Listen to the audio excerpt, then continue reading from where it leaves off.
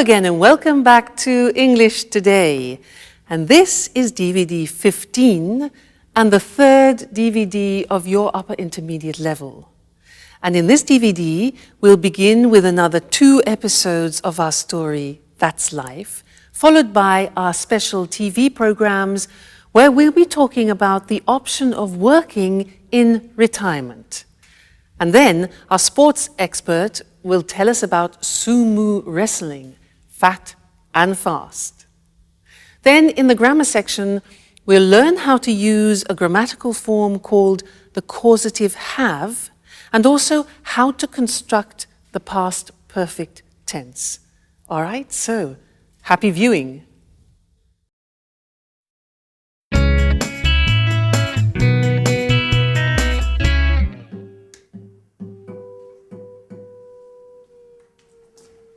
Hello? Anyone home? Anne, it's great to see you. Hi. Oh, you look great. Oh, thank you, Paolo. You look well yourself.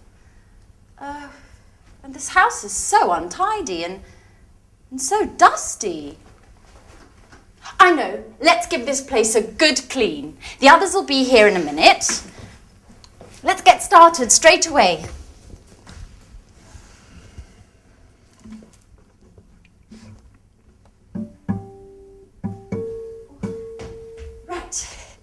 Before you know it, we'll have cleaned and tidied everything. You haven't changed, Anne. Cleaning, dusting, tidying. It's just like when we were at university. Can't you think of anything else? Oh, look who's talking. Always strumming away on your guitar. Come on, Paolo.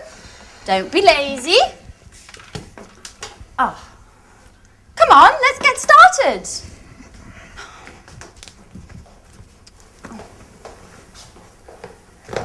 Da-da-da-da! Surprise, surprise! Oh, Michelle! Sandra! How are you? Good. Hi. Sandra. Wow. So, Wonderful. All together again, just like the old days. Okay, guys, what shall we do? I want to have lots of fun. so do I. Come on, Michelle, let's go for a long walk all the way down to the lake. Stop where you are. Where are you two going? Come on, Paolo, pick up that brush again. And Michelle, please, can you pick up your bag and that frightful hat? Your command, Captain. Come on, Michelle, stop playing around and give us a hand. Oh. Oh, this detergent is made by Syntax, the American multinational that makes household cleaning products. I refuse to use this product. You know I hate multinationals. But it's just all detergents are made by multinationals. How are you supposed to clean a house if you refuse to use them? You guessed right. I never do any cleaning. My flatmates look after that. Oh, I see. So you arranged to have your flat cleaned. Michelle, you're just like Paolo. Look what a mess this house is in. If it weren't for us. If it weren't for you, I'd be chilled out playing my guitar. None of your forced labor. I see, we spend most of the time of this holiday cleaning. And I'm starting to wonder if this holiday may have been a mistake. Oh, come on, Paolo, stop complaining. You'll be happy to see this place all spick and span. Sandra, I've already dusted that. Oh, really? Yes. Are you sure you cleaned it properly? Because it doesn't look very clean to me. Mike! Hi! What's going on here? Are you my old college friends or workers from a cleaning company?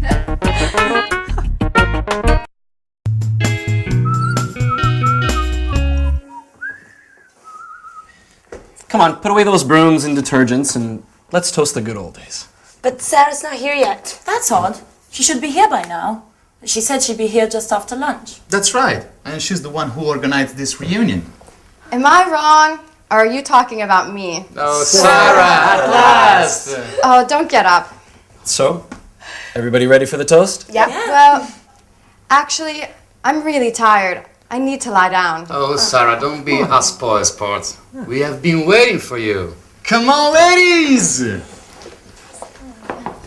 Wow. Anne's looking more beautiful than ever. Don't tell me you still think about her. So, I propose a toast Yeah. to our college days together. Yes. And to this wonderful holiday. That's right. Cheers. Cheers.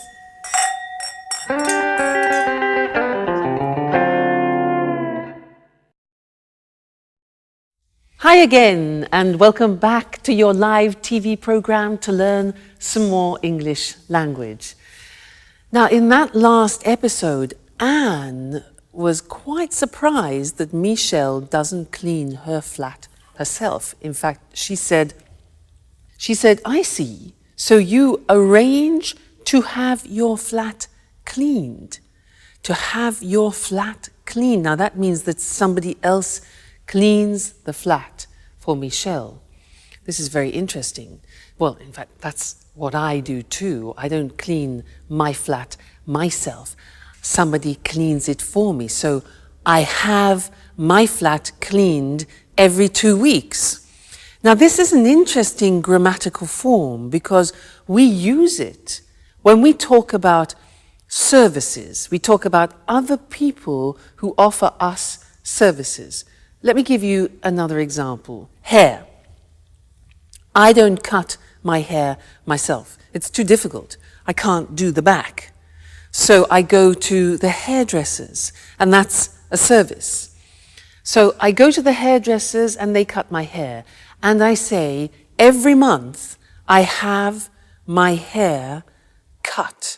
So that is a grammatical form using the verb have, which describes services. Somebody does something for you, and we can use it, for example, with the hairdresser, with the mechanic. For example, if your car breaks down, usually you go to a mechanic, with cleaners, with the dentist, things like this. So, services. So I'd like to go to the screen now and show you how this works grammatically, because it's very different to other languages. And we're using the verb have. That's why it's called the causative have. Causative in the sense that it causes things to happen. All right? Let's look at the form. Have something done. So in the present tense, you can say, every month I have my hair cut. Now notice, the verb have is in the present form because we can use this grammatical form in any tense. So we start with the verb have, then we have the object. That's important. I have my hair, and then the past participle. Okay, the object is in the middle. So every month I have my hair cut. Another example. Every year I have what? My teeth, past participle, checked. Okay, I have my teeth checked. Every year I have my kitchen painted. Do you see? And every 3 months I have my car serviced. So I go to the mechanic and I have my car serviced. So be careful, because it's terribly important to put the object between the verb have and the past participle. I have my car serviced. Okay? Now, let's move on to the past tense, because as I said, you can use this form in any tense, past, present, future. So examples. Last week, I had my eyes tested. So the opticians, that's a service. I had my eyes tested. Yesterday, I had my photograph taken. Often when you need to renew your passport, for example. Last week, I had my dress dry cleaned. Again, that's another service. You don't do it yourself. Somebody does it for you. Okay? So the verb have goes into the past. I had something done. And now let's look at the future. Tomorrow, I'm going to have. So here the verb have goes into the future, expressing an intention. So we have, I'm going to have my scooter repaired. All right, object in the middle. Next week, I'm going to have my hair colored. And next week, I'm going to have my passport renewed. All right, so the causative have, very, very useful, and you don't find this in other languages, so you need to practice it. And remember, first the verb have, then the object, and then the past participle. All right, so that's the causative have, and I think you'll find it very useful. All right, great. So see you again in the next lesson for some more language. Bye.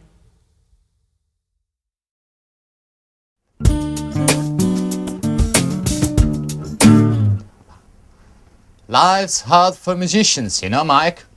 Sample recordings, auditions, the performance, but never anything serious.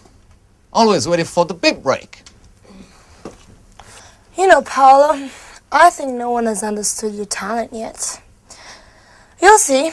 You'll be successful one day. I certainly hope so. I need to make money somehow.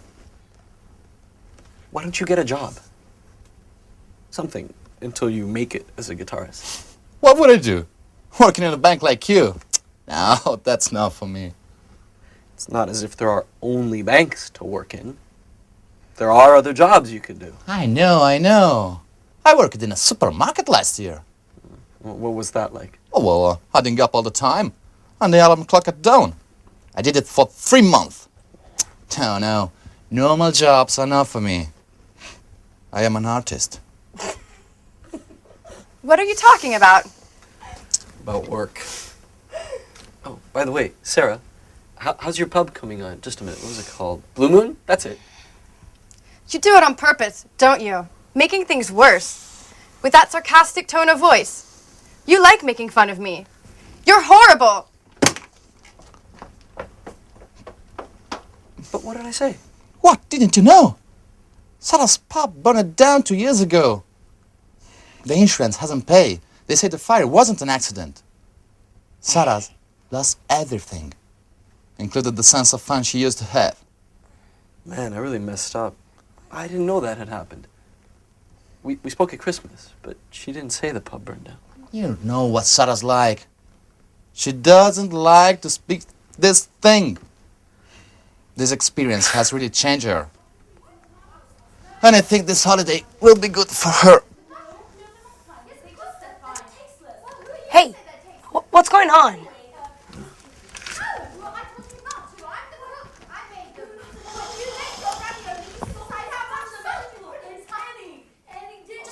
No, that's enough, Sandra. I don't think you need to add any more salt. I really think the ravioli are rather tasteless. Well, let's see what they think. Would you like to try my ravioli? Sandra says they're tasteless. Sure. Fantastic, huh? Really good. I always said you'd make someone a great wife. See? Did you hear that? I don't think they're very tasty. I'm sorry, Anne, but my ravioli are a lot better than yours. I'm cooking tomorrow, and we'll see who's the best cook. Oh, she's always criticising. Don't take it seriously, Anne. You know what Santa's like. Competitive by nature.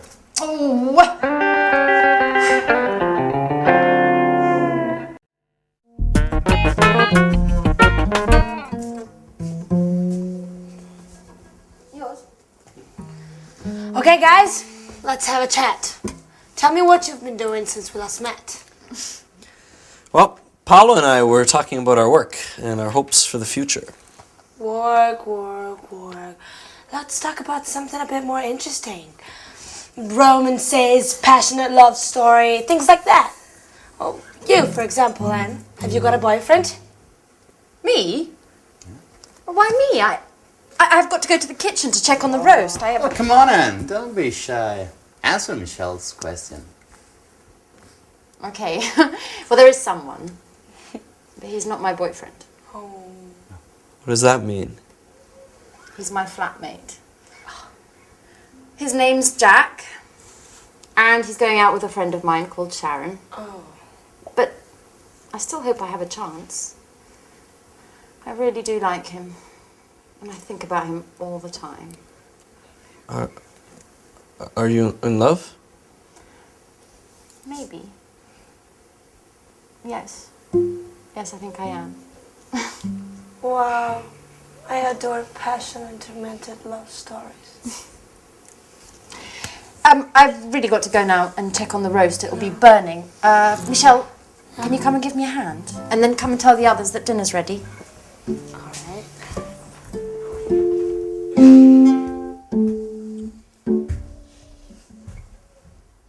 Mike? Mikey? Hello? Anyone there? Yes, what's wrong? Oh, you tell me. You look as if... I'm finished, Paolo. I wasn't expecting this. What? I thought that... I'm stupid. What are you talking about? What do you mean? Anne, she's in love with another man. Yeah, and I was hoping that, we could become more than just good friends during this holiday. I've never stopped thinking about her. What an idiot. Sorry, Paulo, I have to be by myself for a while. No, but...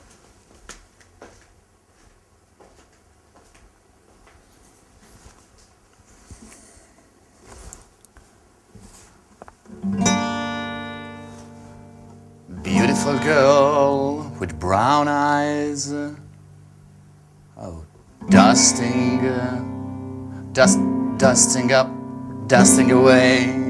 My heart sighs. My heart sighs. Oh yeah, not bad. Inspiration at last. Oh, thanks, Mike. You're a great friend.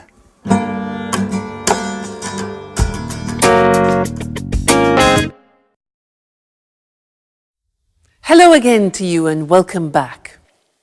In that last episode, Sarah was in a bad mood. There's always a reason why somebody's in a bad mood, and she had a good reason. Do you remember what happened? Yeah? I'll read it to you so you do remember, because it's useful for us. It introduces a new grammatical form which I want to teach you. Paolo said, when she arrived, the place had burnt down. Now, can you imagine Sarah goes to her pub and it's burnt? So he says, when she arrived, the place had burnt down. Now, this had burnt down is what I want to teach you. It's the past perfect. Let me give you another example because we use it when you have two actions. One action happens after the other. Let me show you. For example, I write a message and then I send it. Okay? Now these are two actions. First you write it and then you send it. So I could begin the phrase, put the two actions together and they become consecutive. And we begin the phrase with after. So I could say, after I had written, this is the first action, further in the past.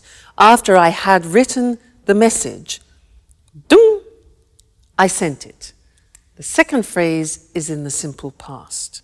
So this is what I'd like to look at with you on the screen now, the past perfect, for two actions which happen at different times in the past. Now, if you look at the examples, the first one is, after I had checked my change, I left the shop. All right, so first I check my change. Have I got enough change? Is it correct? And then I leave the shop. You put them together and the first action goes further back in the past. Now, you can see how it's formed. We have the auxiliary have in the past, not in the present. And that takes everything further back. So, after I had checked is the past participle, my change, I left, simple past, the shop. Okay? So then we get the idea that one action is further in the past. Another example, I read the contract, then I sign it. It becomes, when I had read the contract, I signed it. All right, so past perfect. This is important for you because we also use it in the third conditional, which we will be studying. Okay? Another example. You get in your car, you fasten your seatbelt, you drive off. All right? So, after I had fastened, past participle, my seatbelt, I drove off. And one more example. When I had tried the shoes on, I bought them. So I try them on, I buy them. When I had tried the shoes on, I bought them. A few more, they'll help you. You'll get the hang of it. After I had checked my ticket, I went to the airport. So first I check my ticket, then I go to the airport. And the last one, I read the instructions. I have a new machine, so I read the instructions and then I turn it on. So after I had read the instructions, I turned the machine on. All right, so that is a new tense. It's called the past perfect, and it's formed by putting the auxiliary have in the past tense, followed by the past participle. And this is actually very similar in many other languages. So I don't think it's going to cause any particular problems for you. All right? And we'll look at that again in the conditional form, conditional number 3. Great. So have fun and take care. Bye. Good evening, and welcome to this week's edition of Let's Talk. In the studio with me, as always, are our commentators, Marie and Tom. Good evening, everyone. Good evening. I'd like to start our discussion this evening with some personal questions. How old are you? Are you nearing retirement? Are you already retired? Perhaps you have your working life ahead of you. Anyway, one thing is for sure. The meaning of the word retirement is going to change in the future. Let's talk about this with Tom and Marie. You're right, Eric. The traditional division of life into 3 cycles, education, employment, and retirement, must change. People in developed countries are living longer. By 2025, in developed countries, the share of the population over 60 will have reached 26%. All these pensioners will certainly wield a lot of power. They will, Eric. But you know, experts are beginning to talk about the concept of active aging. Just think that by 2050, the average lifespan in developed countries will be in the mid-80s. And this increasing longevity is already starting to have a negative impact on public finances, economic growth, and general living standards. The problem is that there is increasing pressure on social security systems and public funds for retirement and healthcare expenses. Economists are increasingly questioning the sustainability of the European social model with its high welfare standards. So, how can we solve this problem? Well, governments really must encourage older people to continue working. There should be... Just a minute, Mary. Sorry to interrupt, but are you really saying that I will have to work until I'm 95?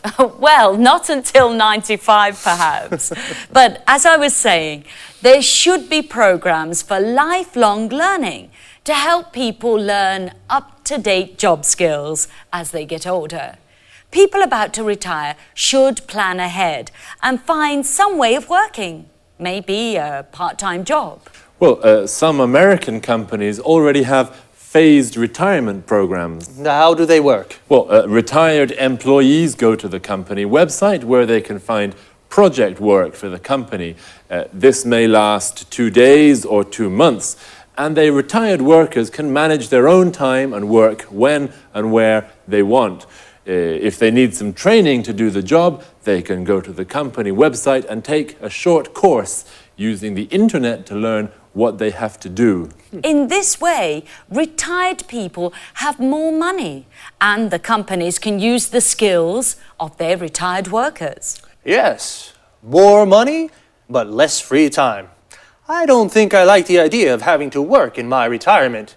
And you, ladies and gentlemen, What do you think about this? Well, thank you to our commentators, Tom and Marie, and goodbye. Thank you. Thank you. Bye-bye.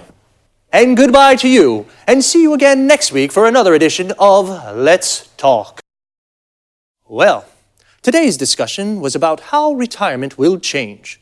Retirement is when people stop working. The retirement age in European countries is around 60.